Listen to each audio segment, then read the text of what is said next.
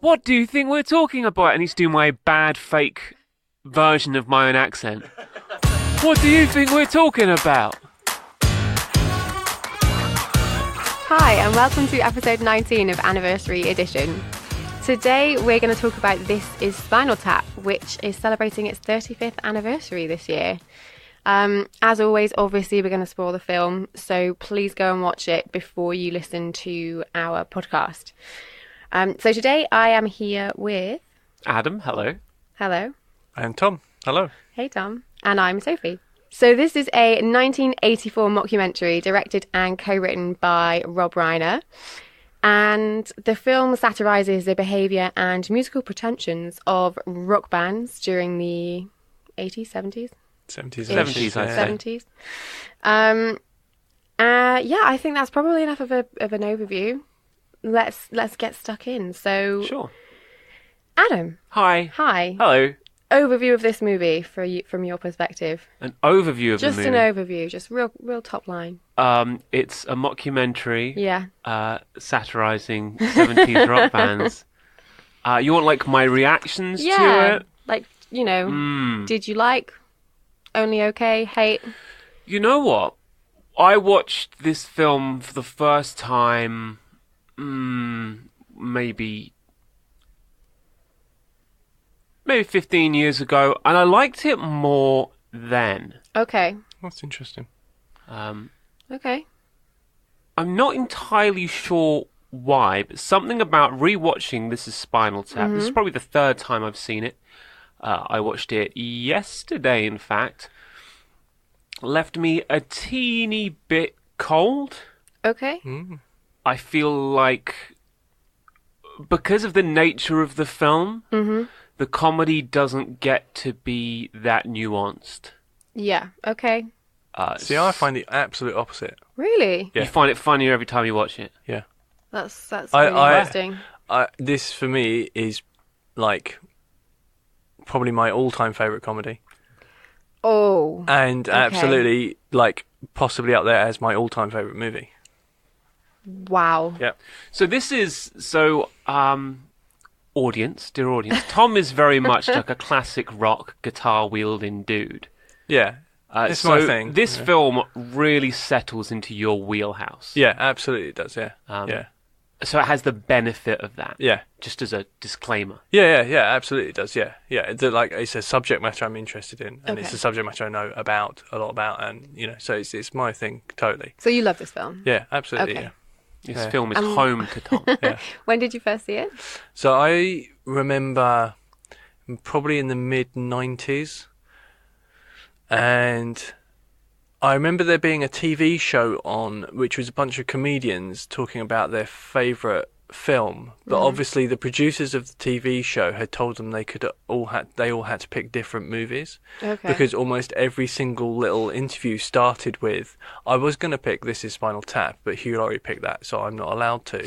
And then they would go into, and it was pretty much Right. everyone, and they kept talking about this movie, and eventually Hugh Laurie did his bit at the end, and he talks about it. And I was just like, I've never heard of it, I've never seen it. And I was so my friend's dad, I was around their house, and his friend's dad was a music teacher Okay. at the college that we went to. And I was telling him about this TV show, and I said, and we were just talking about it, and I said, and they all mentioned this movie, I've never seen it. And he literally ran upstairs, got a VHS tape, taped off like Channel 4, handed it to me, and then I watched it that night, and just loved it. Instantly, absolutely loved it. And he was never the same. It was just, I just thought it was brilliant. Wow. Okay. So I first saw this 2 weekends ago. I didn't know anything about it, and I hadn't seen it before.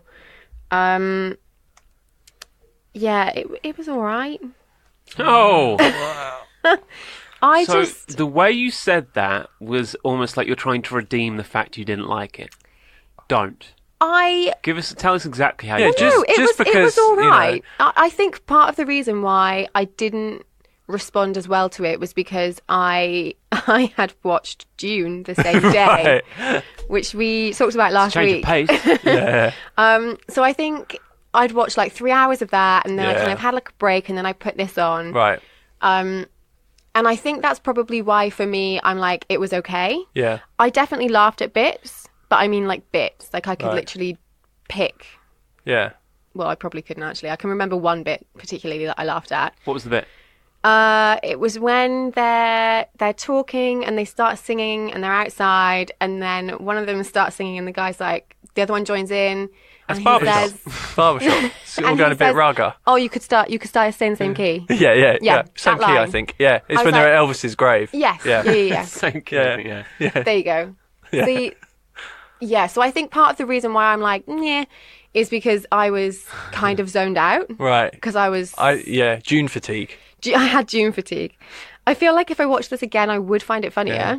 See, the thing that I find with it is that it's a very, very detailed, like it's very observationally detailed, and that's Yeah. why I find it gets funnier. Is because because once you kind of get the story of it, you get the understand Yeah. story, you start to be able to find there are hundreds and hundreds and hundreds of tiny throwaway lines and gags Yeah. that you miss the first time you see Well, it yeah, completely. I think I missed so much. Yeah. Because also I didn't know that it was a mockumentary. Right. So I So- literally Whoa! knew So you went nothing. into it super Yeah. fresh. So Yeah. Like, at I what knew point nothing did about it this. occur to you that Spinal Tap was maybe not a real band? Well, as soon as you have the introduction and then Yeah. you go to the first like interview setup. Yeah. And at that point I was like, is it like I've never heard of what? Right. Yeah. And I was kind of confused. And then it was like maybe 10 minutes, 20 minutes. And I think because I was expecting a documentary about A rock group. a rock band, and then I was like, oh, they're not even real. I think Right, it just it made just me put like you off. switch off. So, Oh, wait, interesting.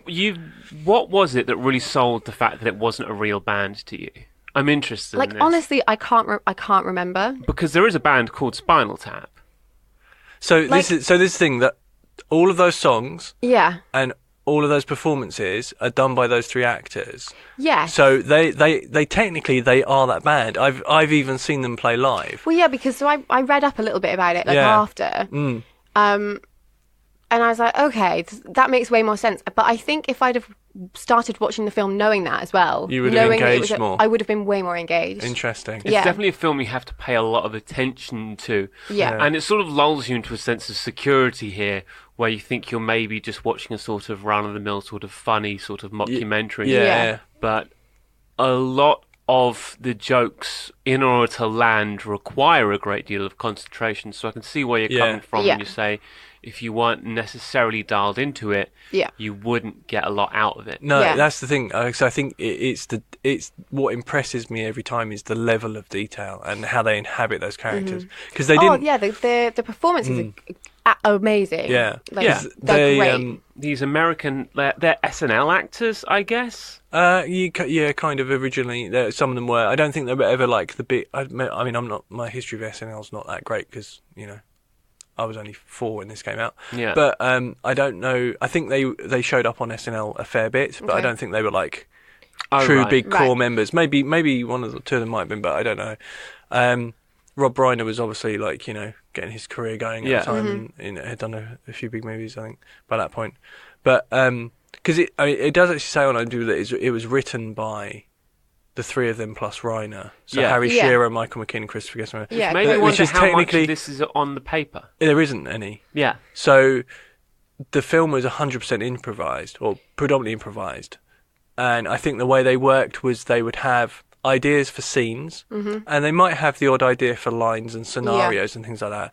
And they literally just went and shot hundreds and hundreds of hours worth of footage Wow. Okay. of just this group being this group. Yeah. And they didn't construct a story out of it until they got into the edit suite. And the edit suite, they were in there for 9 months. Yeah. See, that's really impressive. cool. Like Yeah. the more I learn about That's how a it, documentary's made. Exactly. So So that's that's great. exactly what they did. The In more fact, I learn about it, I think, oh, that's really interesting. And yeah. but I just think my setup of this was wrong. That's interesting because when I found out you knew nothing about it, Mm-hmm. that's what I was like. Here we go. This is going to be fascinating, like because I thought it would go one way or the other. Yeah. Like, and I wasn't sure, it's intriguing to like hear how you viewed Yeah, this. I would have to watch it again to be able to tell you, oh, this is the bit that I then realised Yes, that they Yeah. weren't real. And Because I've heard Yeah. a lot of people who have lived this life that their reactions to this movie are it's not a comedy, and it's too close to reality for them. Right. And it shows them for what they kind of are. I think there was like the Edge from U2 has said that he finds he can't watch it. Oh. Ozzy Osbourne just had no clue that it was fake at all. Apparently, Ozzy Osbourne's Gosh. life is that Spinal Tap. Yeah. Life, though. Absolutely, You listen to yeah. him talk. Yeah. He comes out with lines completely like Yeah, he does. I naively the exact same. I got to spend an afternoon filming interviews with Rick Parfitt and Francis Rossi from Status Quo. Yeah. And every story they told could have been a scene in Spinal Tap. yeah. And I've also heard that the Gallagher brothers went to the Spinal Tap show live when they did a tour, right? And what they used to do on tour is one of the gags was rather than have a support act, Yeah. the three main stars, so Christopher Guest, Michael McKean, and Harry Shearer, have another band called the Folksmen, which was a 1960s folk group, I who think I read accidentally that. get booked to To be support supporting act. Yeah. a rock act. And apparently Liam Gallagher was getting really like pissed off that this folk act were on, and Noel had to tell him Yeah. that it's the Weird. same three Oh, guys, Liam. and that was the point that he realised that the film was The fake. film was fake. Oh my goodness. Yeah. What? Yeah. I don't feel quite so stupid now. Oh my god. yeah. Yeah. But I have to say, so the Folksmen, Mm-hmm. they made a film in 2004, I think it was, Really? 2005, called A Mighty Wind, which is I've heard of this, but I haven't seen it. It's basically going off track here. The premise of that movie is an agent who used to operate all of these folk groups dies, and they put on a reunion concert for him. And one of the bands is the Folksmen. Right, Catherine okay. O'Hara and Eugene Levy are kind of like this sort of Bob Dylan kind of like folk duo. And I have it's- seen this film. Yeah. it's similar to Spinal Tap in that it's a Okay. mockumentary and stuff like that, and the music in it is Yeah, I've seen it's this film. brilliant. Interesting. Yeah, so there's a lot kind of like they don't really write, so having a writer isn't. They actually tried to get the Screenwriters Guild to acknowledge that every performer in the movie was a writer, Oh, okay. and they refused. That's Hands down refused. Odd. Because it would set Guilds in precedent. the States are Yeah. a bit weird. Yeah. interesting. I mean, yeah. I think if I watched this film again, I would be more open-minded watching it, but I don't think I would love it. It's not my Right. type of film, Okay. I think. Yeah, just sorry, Tom. The comedy's definitely. I don't want to use the word subtle because subtle's not quite the right word, but it's not slapstick. It's No. mentally slapstick. Yeah, I kind of get what you mean. It's not. It's. Yeah, it's very difficult to define because it's so acutely observed that it's It's just the observation Yeah. of it. yeah. And it's just they've sort of perfected those characters so much Yeah. that they just The just accents inhabit are that. amazing. Yeah, You just know, if everything. you didn't know this was Christopher Guest and Michael McKean and Harry Shearer, Yeah. you'd think, well, these are just three guys from Yeah, South London. Yeah. Or Midlands or wherever they Sort of- you know. I know. I think there's the Michael McKean and Christopher Guest are supposed to be South Midlands. London, and then I think Harry Shearer is supposed to be somewhere else. He's got like, Yeah. Yeah. yeah. Yeah, the But- performances are amazing, and because I didn't realise. Yeah. So, like I said, I guess it must have been like, 15 minutes probably into it. You were just like, hang on a minute. Yeah. Yeah. But because their performances are so good. They're convincing. They're so convincing. convincing. They're well observed. You're right. They're Yeah. perfectly observed. Yeah, and they're so characters. in tune with each other. Yeah. Like they are believable as a Yes. band, and obviously because they play together as well. Yeah. So of course they are because they do that. So yeah, that really comes across how like in sync they are. So Tom, obviously because you love this movie, I'm going to come Yeah. to you first. What's your favourite moment in the film, or can you pick one? I mean, I genuinely love lots and lots of this. I think my favourite moment is when Christopher Guest is at the piano. and he's playing it's one of the most beautiful pieces of music I think I've actually ever heard. Yeah. It's just a gorgeous melody. Because I was like, what is that? Yeah, because it's just so pretty. and it's the moment in the film where they give. So Nigel's kind of like the stupid one. Mm-hmm. I mean, they're not bright Yeah. at all, but he's the stupid one kind of thing. And then he's suddenly playing this He's got gorgeous, soul now. yeah, And he's got merit. He's got depth, and it's like he's actually Stunning, like, yeah. he's got there's this There's thing. a future to him. Yeah, there's like there's this soul in there that is a true composer and a true musical genius or whatever. And it's just the two of them, and they go through, and he talks about how his influences are Mozart and Bach, and there's all the intertwining Mark. lines, a Yeah. Mark piece, and all that kind of stuff. And then then there's just at the end of it, What's that called? it's Lick My Love Pump, and it's just like that moment of beautiful kind of childish, like he's still that kind of stupid kind of, Yeah. Yeah. and he doesn't. It's almost like he just has no clue. He's got no clue what he's Full Arrested Development. Yeah. Yeah. And for me, that's. I mean, partly I've been trying to learn that piano piece for years, like trying to find some music so I could learn it because I really like it so much. Yeah. So I think that's probably my kind of. I don't know. That's the moment I always make sure I'm like focused for I Yeah. tune in on. But there's just loads of it, and I mean I quote it all the time with people, and it's. Interesting. Goes up to Yeah. Perfect Strangers in Iceland and goes, "Lick my love pump." It's not allowed back in Iceland. Adam, how about you? What's your favourite part of the film? So I think Nigel is the best character. Yes, I'd in agree this with that. film. Yeah. Yeah. Yeah. I think Michael McKean, David St. Hubbins, Yeah. is almost sort of accidentally the straight man in the Three Idiots. Yeah, a little bit. He gives himself a bit more self-importance. Yeah. He sees himself as the band leader. Yeah. I think, and I think he's supposed Yeah. to be a bit like that. Yeah. But yeah, Nigel's just lovable. Yeah, I really like Nigel. Mm-hmm. And he's the high point of the film. For me, I would have liked to see maybe more of him because the documentary ends up focusing a fair bit on David too. Mm-hmm. And I think he's probably less interesting than the other two. Yeah. Yeah. I don't feel like we concentrate enough on Harry Shearer's character either. No, they do. He does. He kinda has get some the great size. lines as Oh, he well. does. But then one of his best lines is right at the end where he's talking about lukewarm water because he's between the fire and ice Yeah. of Nigel. Yeah. It's all that kind of stuff. And he sees himself as a preserved moose on stage. It was all of that stuff, and I'm just like, I just love the fact that they're literally just sitting there, just coming up with this stuff. Yeah. Bullshitting. Yeah, you're not in you're not spending months in a writer's room, like honing it. It's just like literally the character is just coming out. And when you know that, I think Yeah. that's where your love for the film Yeah, kind of. I don't know, that might be untrue, but I think that's where a lot of your love for the film Yeah. comes from. You start Absolutely. to marvel in the quality of the craft. Absolutely. Yes. Yeah. Because for me, again, I didn't know that Right. even now. So like, Right. I didn't know that they improvised most of it. Right, yeah. So I did a bit of reading around it, but I kind Yeah. of wanted to save Yeah, of course. Yeah, you want to. sort of till we were chatting about it. Yeah. But I just, it's interesting because the more you learn about it as a film, I think the more it has to offer Yeah.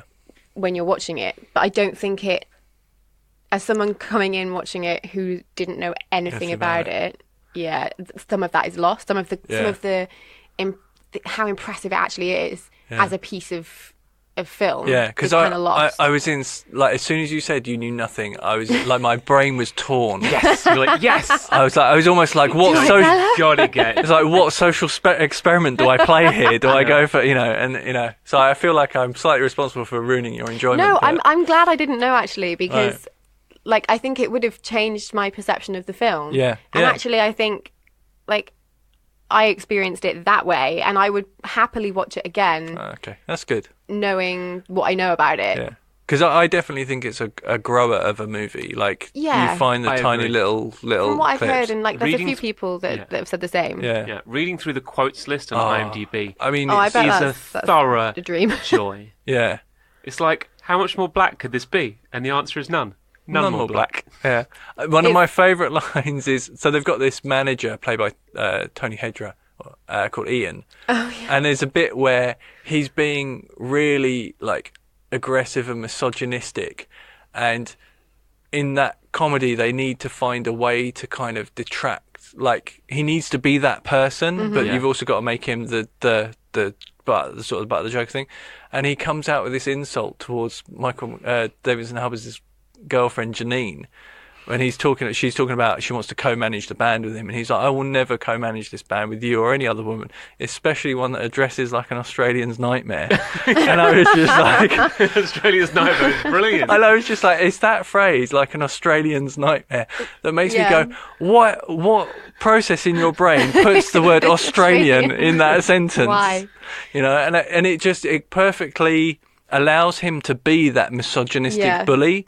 I actually really liked that scene. Yeah. Like, I remember that particularly. It's when they're talking, because that's also got the line about, because it's just after they do the Stonehenge number, and the miniature Stonehenge comes down, and I think just in the background someone says, oh, you know, how can you see the spectacle of like a Stonehenge monument that was in danger of being trod upon by a dwarf? And it's just like those little lines that are just, they're quite low in the audio mix, and they're just peppered they're around just because it's such an ensemble. And I think, like I say, with the repeated viewing, you just get these tiny little gems. And because the delivery, because the characterization, they're so kind of, in the interview sections, they're so sort of calm, and it's like, it is that just absolutely dry, like These aren't delivery jokes of- that are set up and knocked down. Absolutely. They're just delivered. funny delivery. So, Delivery of a one-liner. I think a modern viewer who's used to modern comedies could find themselves well out of their depth here. Yeah, I can kind of see that, because it's different. It like you say, it hasn't got that typical setup and payoff. There are a few things they do kind of throughout the film, but actually that must have occurred in the edit as opposed to being planned beforehand. So that's probably more happenstance than anything else. But yeah, I think it's such a, in a way, it's quite a gentle humour. Yeah. But it's also in your face, but it's also not, and It's really hard to define. Yeah.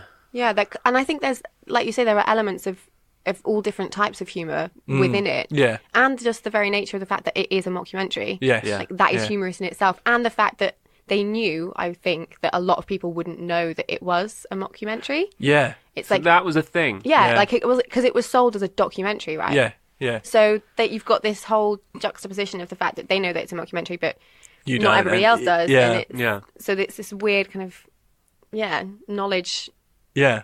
that you finally In get. a way, it's amazing that it's so well known. Yeah. Because it's, I mean, that must have been a really tough The sell. legend of the film is what has Yeah. propelled it. Yeah. Because, I mean, it tops, like, funniest movie lists all the time. It's got amazing lines. Yeah. And it's hugely quotable. On what day did God create Spinal Tap? And couldn't he have rested that day too? Yeah. Adam, obviously you're a fan of the quotes. Yeah. Do you have any specific, like, favourite moments? When the drummer blows up in the end, because they telegraphed it like Yeah. So 37 members you're of the not worried band. about Yeah. spontaneous human about blowing up.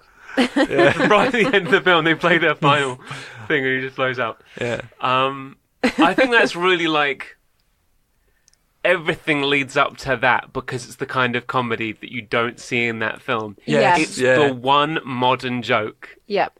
Yeah, yeah. in a film just saturated in subtlety and observation, and then the drummer blows up. Yeah. Just the way it swivels very quickly. Yeah. I love that.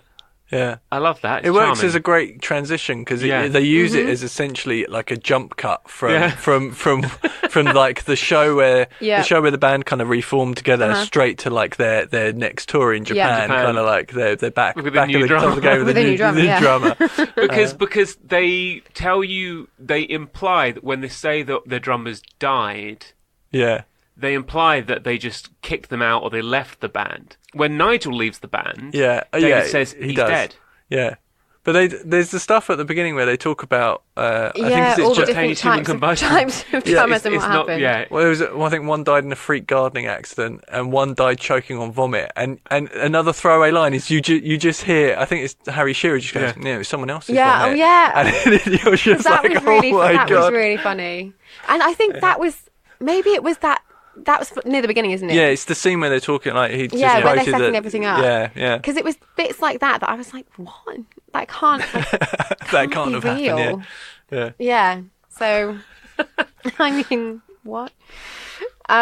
So favorite characters. I think Adam, you were saying like Nigel's probably Nigel, your. yeah, Nigel. Yeah. Nigel's the best character. I think Harry Shearer's character, whose name I still can't remember, annoyingly. Derek Smalls. Derek Derek Smalls. Smalls. Yes, perfect.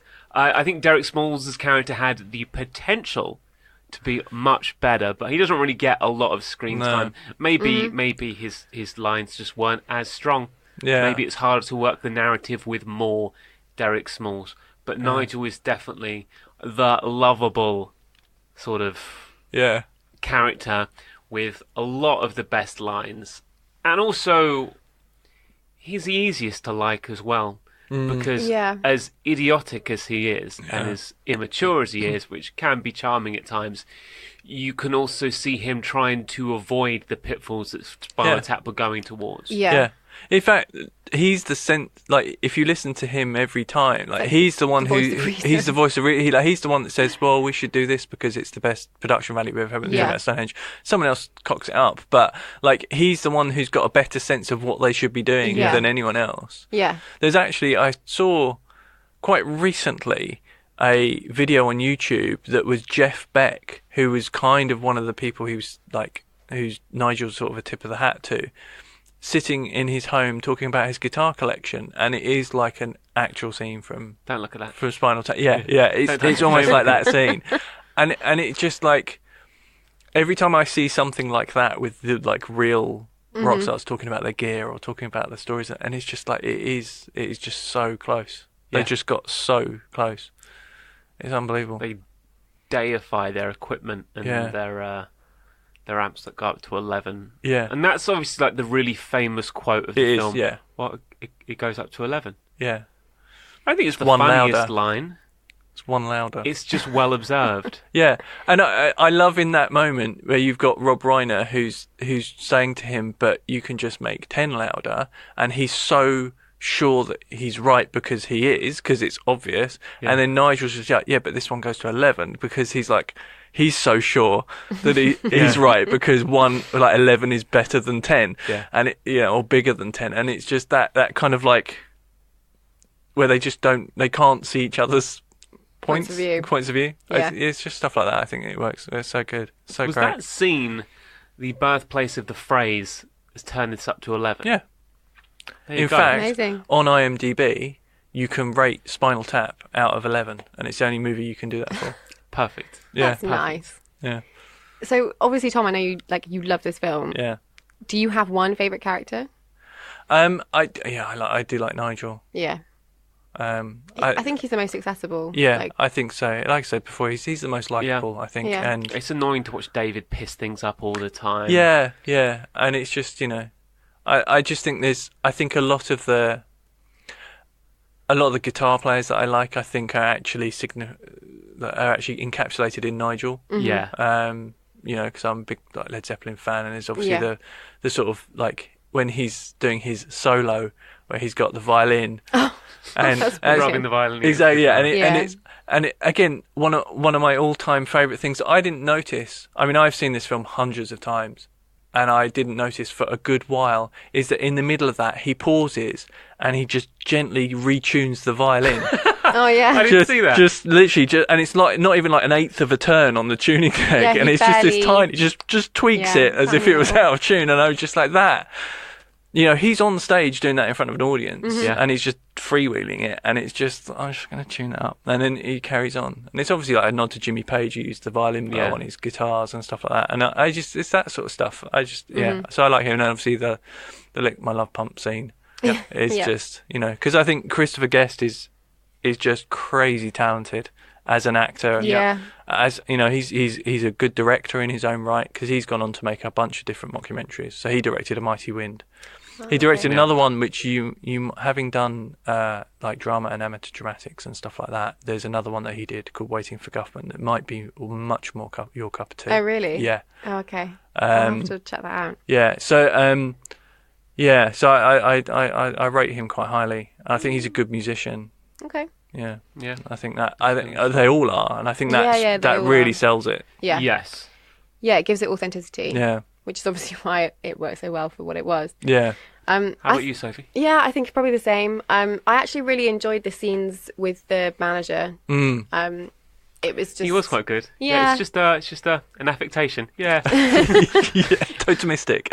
Yeah. He's an interesting character. He is quite depressing. He was pretty much about to commit suicide the day before they started filming. Oh, God. And something stopped him from doing it. They did the first day of the shoot, and he credits that as this film and this experience being the thing that kind of got him through that time of his life and that depression. And because I think he's been in bits and pieces ever since, like like bit parts on TV and stuff. But yeah, because I was always like, he must have gone on to do great things because he's brilliant in that. And, Yeah. Yeah. you know, Yeah, I just thought he was... I laughed at most of the scenes that he was in. It yeah, was a great project to be involved in. Oh, yeah, it Yeah. must have been yeah, really, really he was interesting. yeah. But yeah, out of the band, I think for me it's Nigel. Nigel. Fran Drescher puts in a fairly decent turn in Yeah. this. There's a lot of cameos, like Billy Crystal and Dana Carvey as the Yep. two mimes doing that, like Mime is Money, doing Yeah. that, like handing out the canapes. yeah. This money. Angelica Houston Yeah. as the woman who does the sculpture. I think it's entirely believable to think that this is Spinal Tap could be a real band. I know that they go really big with their stupidity and Yeah. their tall tales, but if you were to pick up a camera at the invitation of the reunion tour for Black Sabbath, Oh, yeah. you would get a million crazier stories than that. Oh yeah, a million. 100%. Oh, yeah, I mean, the music industry is Yeah, another level of... yeah. I mean, I think like a lot of those rock stars were genuinely going to their manager and agent saying, "Who did you tell? Yeah. What have you said to people?" Because I know that Harry Shearer and Michael McKean went on tour with Saxon, and Oof. yeah, and that's where. So if you watch Harry Shearer, he plays a lot of open notes on his bass, so he Yeah. can point at the crowd. And it was the bass player from Saxon who taught him how to do that. And he's just like, because we're mostly playing only 4 chords, so you might as well engage with the audience and point at them because you're the bass player. Like Yeah. So that was his way of getting a bit of something back. Yeah. And and I know that like Kiss got lost on their way to the stage once, which is one of the scenes. I like that scene. Yeah, exactly. They just go. That's the Hello Gone too far. Cleveland scene. Yeah. Yeah. Apparently they were in a gig and their dressing room was on the 4th floor. So they went to go to the gig and they went to the 1st floor and it wasn't there. Then they ended up on the 2nd floor and it wasn't there either. And it turned out the stage was randomly on the 3rd floor. So it's kind of like there's lots of this stuff that just Yeah. happened, Yeah, it and just happened. and they just nailed it, and like I said, I mean, And here we are. yeah, listening to those Yeah. Talking stories, about this is Spinal Tap, yeah, 35 years on. exactly, yeah. Is there anything odd about this film? Anything weird that you don't like? Like, Tom, obviously you've watched this, you said like you think hundreds of times. Yeah. So is there stuff you watch when you think, that bit annoys me? No, I mean, there's a couple of moments where I'm kind of like, you're like, would the camera really be in that situation? Or there might be. I think there's a scene at the scene at the end where Nigel turns up at so after they've split and Nigel comes back to tell the rest of the band that Ian, the manager, has got them a tour in Japan. There's a couple that scene feels slightly scripted. Certainly slightly more so than the rest of the film. Okay. So I'm always a bit kind of like, because it doesn't quite feel. Doesn't sit quite. No, I think it's the but way it's. it's shot. I think so Because too. he walks into shot Yeah, it's a bit as more. Yeah. if the camera's expecting Like they're him. waiting for him. Yeah, I think that's the problem. If the camera was maybe focused on the huddle, and then you heard a voice off camera swings around, Yeah, it would have sold it a lot better. Yes. It's very minor things. absolutely is. Yeah. So I find it very difficult to quibble with this film Yeah. really because just because I love it so much, Yeah. but also because I think it is so well made. Yeah. And it sticks so true to its documentary, which, so Christopher Guest has directed a lot of documentaries since, and he sticks less to the, like, he sets it up as a documentary, but there are shots in his movies where you're like, that camera wouldn't have been in that Right. situation. And I think he feels a bit more free to do it that way. But yeah, with this, I find it hard to pick stuff that I didn't like. Yeah, I just love it. I mean, for me, there's nothing that stands out as being like really odd or weird or that I didn't like. I think it was just Mood and frame of mind. poor timing. And that can have such a huge impact on enjoyment of your film. I still don't think I would ever. If I rewatched it, I still don't think it would be the type of film that I think, oh, okay, do you know what? I want to buy that. Like, I want to be able to watch that whenever I want. Yeah. Because I still don't think I would love it. No. But I think having learnt more about how it was made and like the artistry and the skill that was required to make that film, I think it is more impressive. Yeah, well, I think the difference there between the pair of us is that, like Adam said at the beginning, is that I absolutely love classic rock, and I love all of that stuff that goes with it. So it's When you love the universe, it really helps. exactly, yeah, absolutely. yeah. So, yeah. I think this is a film that plays a lot better to a small group of people than one person. Yes. Oh, okay, yeah. A lot better. Yeah. Because it's something that you want to quote at people. Yeah. How much more are you enjoying This is Spinal Tap talking about it now in this room So much more. than when you watched it? I'm laughing at quotes that I didn't laugh at when I was watching Exactly, it. yeah, because and I think when you're with It's a social film. when you're with a group of people, everyone hears other little bits, so you get more Absolutely. because you Well, like you said, you hadn't noticed the bit where he stops in his and guitar solo. chooses- I noticed that and I remembered it. yeah. So it's really interesting. Yeah. So it's definitely a social film, and it becomes magnitudes better when you can quote off the one-liners to your friends. Yeah. Then it becomes a real work of art. But when you sit down and you watch it on your own, it becomes very easy to get sort of maybe distracted, slightly unseated from the experience. Yeah. Just like it is for any documentary. Yeah.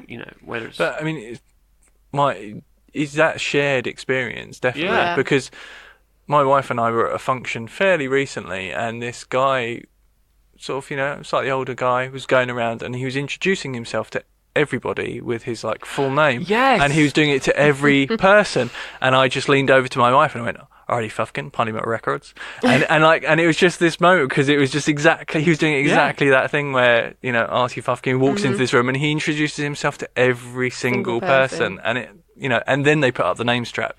Yeah. I think that's one of the most beautifully timed graphics Yeah. I've ever seen. It just pops up, and it's that kind of, like I say, it's a shared thing that you enjoy much It's more. a cultural film. Yeah, Yeah. absolutely. Far more than it is like an individual experience. Yeah. Well, like you say, because if you're going to watch a documentary, because of the nature of documentaries, generally speaking, you're going to watch it about something you're interested in. Yep. Yeah. So you would pick, like, I would probably, like you say, really enjoy something about like amateur dramatics, theatre, Yes, dance. yeah.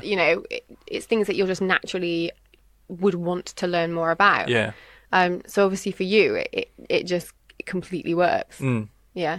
Yeah. Yeah, it's like a perfect storm for me. Yes. Because I love the mockumentary format as well. Yeah. And when I was younger, in sort of my teens and 20s, I made a bunch of short films that were shot in the same way. Like we would do it as I'd get a group of friends and we'd do it as a mockumentary, and it would all be improvised. And it was a really fun way to make a movie. It's a fun way to kind of spend your time. So I even took it that far with that, and I'd still love to do that more. It's just it's very difficult to get. It's very difficult to persuade someone to make a movie like this. Yeah. Oh, I can imagine it's because the amount of hours you have to put in. Yeah. So You demanding. get really deep into a character. Yeah. And also you can't. There's no hiding behind a script here. No. It's talent, None. talent, talent. Yeah. But and also, I mean, for this, they were given $10,000, I think it was, to go away and develop a script. Right. But they couldn't. Yeah. So they went away and they shot 20 minutes worth. Okay. And a lot of that is in the film. So I think a lot of it was, I think they might have done a gig Right. and then a couple of scenes bit, around it, yeah. and maybe like the vox pops out at the beginning. Yes. I think they might have done that. And so some of that 20 minutes they shot as a proof of concept made it into the movie. Yeah. And I think that's the only way they could get the money for it. Yeah. You know? And it didn't do well at the box office. No, it's really interesting. It's like you say, it was a grower for most people, I think, and obviously it's become like a complete cult like following, and it's legendary. Like I'd never seen it, but I've heard of it. I've always known of This Is Spinal Tap. Yeah. I've just Never never known seen what it, it don't know was anything or- about yeah. it. Yeah. But it's always been there. So yeah, for something that didn't do so well in the box office, it's done amazingly well since. So Tom, obviously from your point of view, it's still a good movie. Yeah. You Yeah. would you watch this just any time? Yeah. Wow. Yeah, generally. It's one of those movies that I know it will make me smile. I know it'll cheer me up. And I know it'll be like I'll get something out of watching it. Yeah. Because it's just so well made. So yeah, it's just one of my kind of go-tos. I have a few kind of go-to movies that, you know. Care If to I share the can't- rest? The Notebook. Well, I mean, I'm thinking about comedies specifically. Okay. Yeah. So I yeah, Love You, Man. to give. I Love You, Man. Yeah, which I wouldn't, you know, I find that it's such an easy watch. Yeah. Yeah, still never seen got that. Rush in it. Sorry. Exactly. Yeah. See, yeah, it's got Rush in it. How Yeah. can it go wrong? So yeah, stuff like that. They're just kind of easygoing, feel good, Yeah. and you know you can get a lot of enjoyment out of that kind of stuff. Yeah. So this is, like I say, it's right up there for me. Okay. Adam, how about you? It's a great time capsule. Yeah. Honestly, Yeah. it's Yeah, it is. it's funny. You know, I watched it on my own, so when this podcast started, I said, I was kind of whelmed by it. I knew what was coming a lot of the time. Still a lot of jokes that I hadn't caught. Yeah. But I never laughed out loud. A couple of times I laughed out loud. But it really is the kind of movie you want to watch with two mates and a pizza. Yeah. Yeah. And it benefits more so from that than almost any other film I can think of. I think it holds up. It holds Yeah. up if you have knowledge and experience of that sphere. Then absolutely it holds up, and it's likely as honest a portrayal as any real documentary of the era.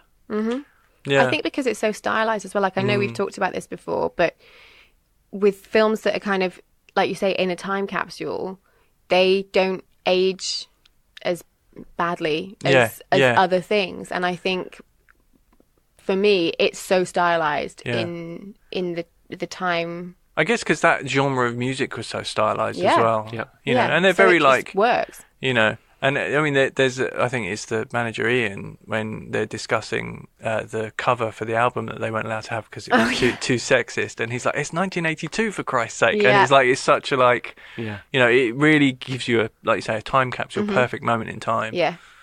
So yeah, Yeah, and for that reason, it is good. And obviously, like I said, the more I've learnt about it through chatting about it with you guys today, I'm impressed more by Right. it, and would watch It's the it again. conversation. It's the conversation that really improves Spinal Tap. yeah, So everyone, go watch Spinal Tap, grab But some with friends, yeah, get pizza, a couple of Yeah. beers, and have a great evening. yeah, absolutely. Amazing. On that note, Don't watch it on your own on your laptop. Yeah, I mean, if you have to, but try and avoid that. yes, It's a bit sad. try and avoid Come it. on.